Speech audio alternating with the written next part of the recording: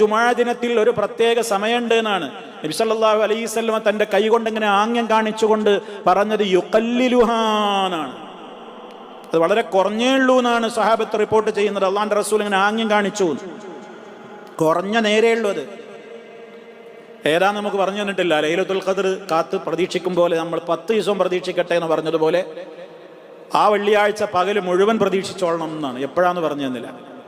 ആ സമയത്തിന്റെ പ്രത്യേകത എന്താ ചോദിച്ചാൽ അത് കിട്ടുന്നു, പക്ഷെ ഏതാന്നോട്ട് പറഞ്ഞു തന്നതുമില്ല. അപ്പൊ അത് ഓർമ്മണവർക്ക് കിട്ടൂല.